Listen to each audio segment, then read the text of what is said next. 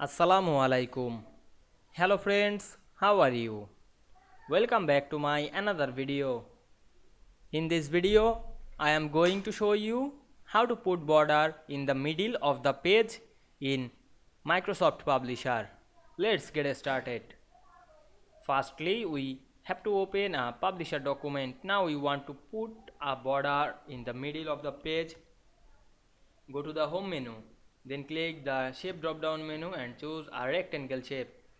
Then draw the rectangle on the middle of this page.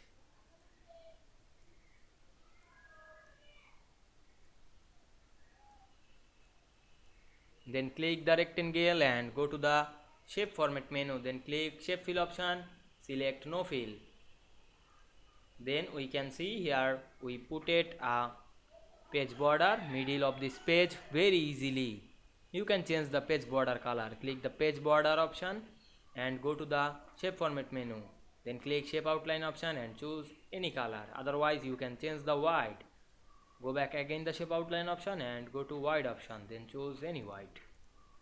Now we can see we put it and edit the page border of this page in the middle very easily. I hope you enjoyed the video. Please like, comment, share and subscribe my channel. Thanks for watching.